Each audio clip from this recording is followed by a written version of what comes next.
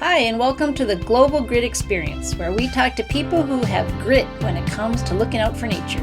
I'm really so glad you're here. I'm Erica, your host. My guest today is Jim Etzel from Hackensack, Minnesota. He's the owner of Earth is Our Home Environmental Solutions. I met Jim at a recent community event through West Central Initiative. And at those events where they say, hey, stand up for 5 minutes and meet somebody you've never met before, I stood up and there was Jim. And after talking to him, I'm like, you have to be a guest on my podcast, which at that time, I hadn't even started a podcast yet. Jim has a passion for composting, but not your typical composting. Today, we're having what he calls the poop talk. So I, and perhaps many of our listeners, have used an outhouse, a lugaloo, a bucket, some sort of non-water toilet. And if you haven't, that's fine. This is a judgment-free toilet zone. But I have never thought of composting it. Never crossed my brain. So first, tell me what you're doing out in Hackensack, Minnesota. Well, my business focuses around natural gardening, soil health, and composting is part of that, recycling nutrients from one form back into another. And I got into composting actually way back, it's 40 years ago now at St. Cloud State. One of my biology teachers introduced me to this and it just seemed to fit. And it took 40 years to kind of figure out I need to do this. I've been composting Humanure for full-time for over 25 years. And I haven't gotten sick. And it's always amazes me that people, once they see it, can't believe that was actually pee, poop, and paper. So I put it in my garden. I plant trees with it. We do all kinds of things to improve soil. So that's it. And you said in our earlier talk that you don't call it human waste. So what do you call it? Well, it's nutrients that come out of us that our body is expelling. And when I hear the word waste, it gives this connotation of something we're going to throw away. We have to get rid of it. And this is not waste. This is an asset or a resource that we can utilize to increase the soil's ability to grow plants, hold water, sequester carbon, all that stuff you hear on the news. With this as a resource instead of this waste, we can look at it differently, and then it becomes something we want to keep on our property to utilize rather than get rid of it. So if anyone out there is like me, my first thought is, ew, gross. Can't imagine doing that. But perhaps it's because at least I don't know the process of how this would work and how you can take human nutrients, as we're calling it, and convert it to healthy soils on your garden. Yeah, when I do my soil talks and try and explain this to people, one of the best ways I seem to get across, and I hope I don't wreck anybody's cookie experience, but it's like baking cookies. It really is. You got to get the recipe right. You got to get the ingredients right. Well, composting is no different. We have carbon, we have nitrogen. And when we get the recipe right, and some experts say the ratios, it's roughly 25 to 30 to 1 carbon to nitrogen. And people are like, well, what in the world is carbon? Carbon's everywhere on the planet. But the forms that I like to get my hands on, because they're free, is wood chips or wood shavings, which is my carbon source, and then weeds and pee, poop, and paper is my nitrogen. And when I get the recipe right in my compost bin, it causes a big flush of bacterial growth, which creates heat. And as we're finding out with global climate change, that heat kills everything. When things warm up, the bad bacteria die off, and it breaks this material down from the ooh to this is topsoil. And funny little thing, I had a class this winter with kids, 6th, 7th, and 8th graders, and I had 3 samples, commercial compost, mine, and broken down wood chips, and had the kids touch them, smell them, everything, and said which one is mine, which one's the commercial one, and which one is the wood chips. They got it wrong. Almost all the kids got it wrong, thought the wood chips were the actual the icky stuff. And they realized it wasn't manure anymore, it was topsoil. So getting that recipe right and having a thermometer so we know how hot it's getting is critical in creating that right recipe, because then we can diagnose what's going well, and or if it's not, how we fix it and get that temperature back up. So how do you do that? You said you have 2 6-by-6-foot piles and you rotate them? Yep. And you can build them out of anything. People use pallets. Pallets are usually free. I have cattle panels and I put fabric in there, and they're 6 foot by 6 foot by 4 foot high roughly. And I fill them with wood chips that I get from arborists. And then I dig a hole and I deposit the material in the hole and I cover it up so there's no smell. And once I get my recipe right, I put my thermometer in there and I know I can watch that temperature climb pretty dramatically. So you don't have any unhappy neighbors like, what is our neighbor doing over there? No, I actually had a class at the house and some folks showed up and we were standing right next to the piles.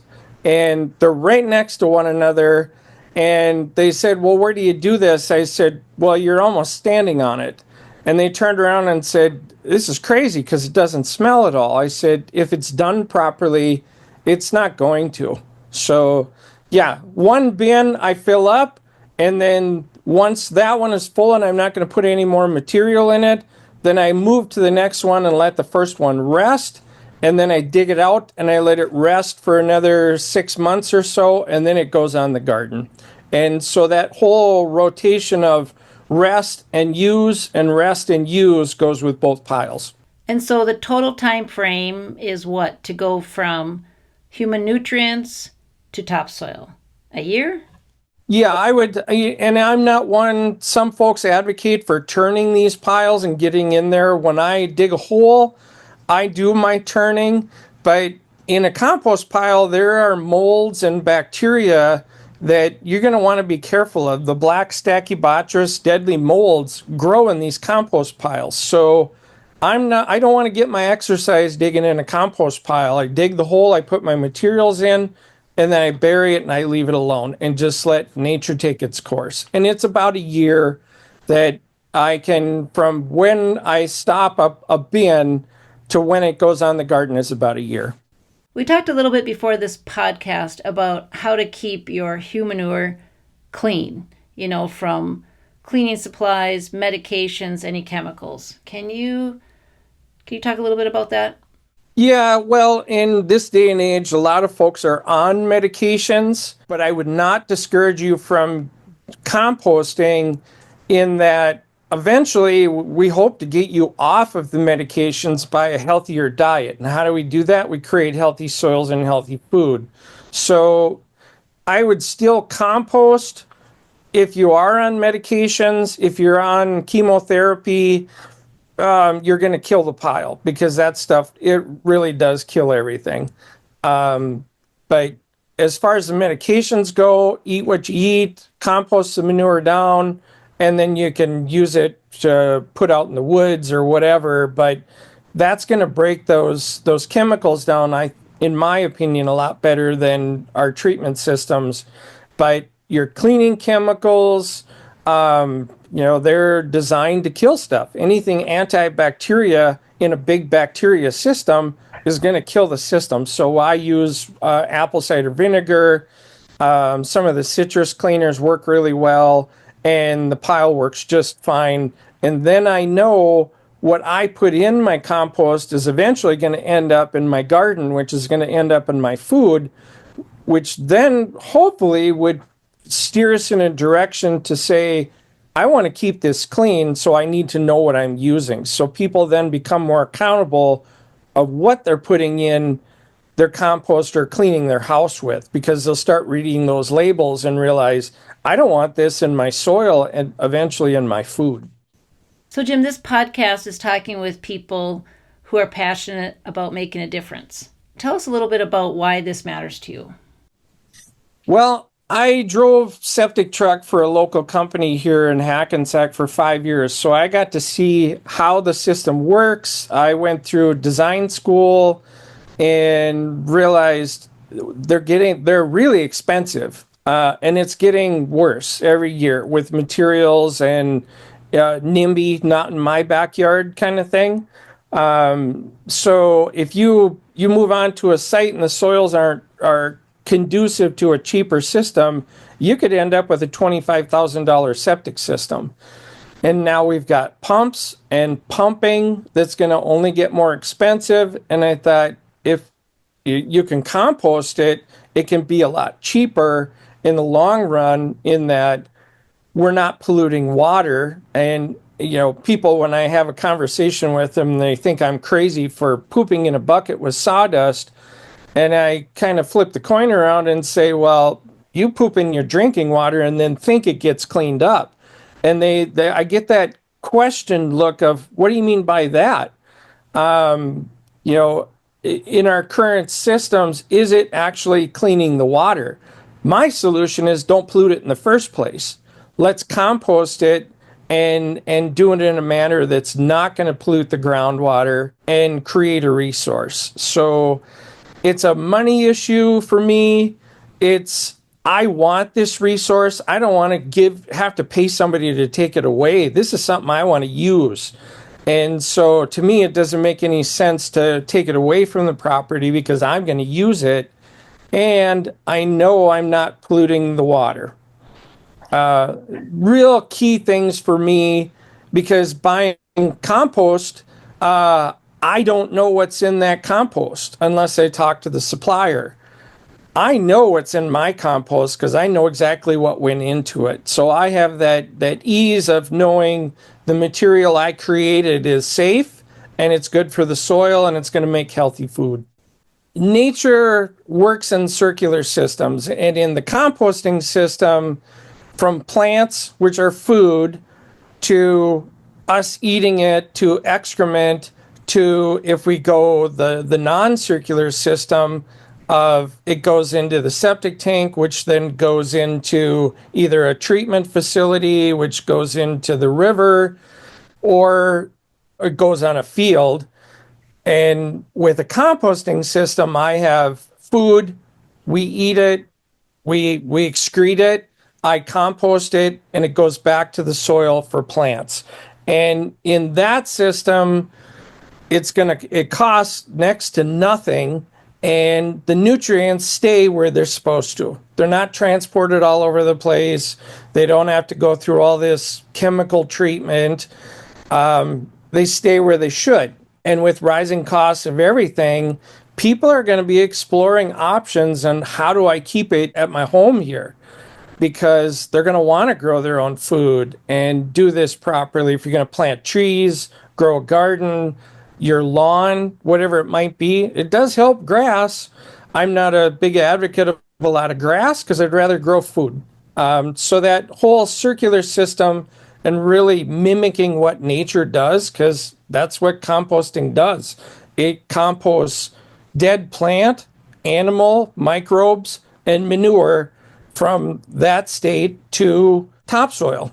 And so mimicking the natural circular systems, to me, economically and ecologically, makes a whole lot more sense.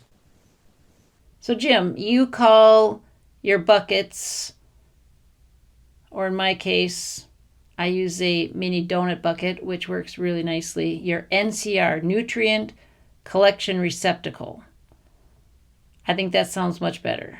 The nutrient collection receptacle, because a toilet, again, gets back to that waste. And if you look at it as a resource, I am collecting nutrients and just converting them from one form to the next. And the beauty is, if you talk to the restaurants, they have this big surplus of food grade buckets that they're willing to, I get a bunch of them for free. So the cost really drops now because all I got to do is buy a lid, and I get those at Menards or Home Depot for a buck or two a lid. So it really gets inexpensive and turns into something that you can, make challenges. How hot did your pile get? How much compost? What does yours look like? We can turn it into a positive rather than, oh, we got icky. Ooh, we got to get rid of this waste. It's, what are you doing to get your pile warm? So people can help people take this so-called waste, create it, make a resource, and then utilize it and make it fun rather than icky.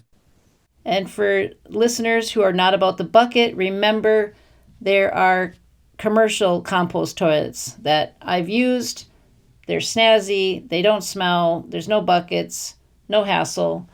So just keep that in mind also. Cost they're going to be a little more expensive, and I explored some of them and I actually tried a couple of them.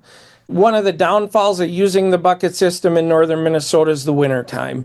With some of these systems, you don't have to clean them out till it's warm out in the summer, and that is an advantage. If folks don't want to do the bucket system, there's other options for them to still do the same process, but have a little more luxury because it looks just like a regular toilet with no water. It's inside their house. It's vented so it doesn't smell. They can put all their food scraps, their pee poop and paper in there and clean it out in 2 years in the summertime. And that is an advantage because when it's cold, it's not fun dumping buckets. But after 25 years, it's just another chore. I'm not getting rid of it. And people ask, would you ever get a flush toilet? And I said, no, I wouldn't. To me, I don't want to give somebody else a resource and have to pay to have them take it away. Are you okay if people want to reach out to you and get the right cookie recipe, as you call it?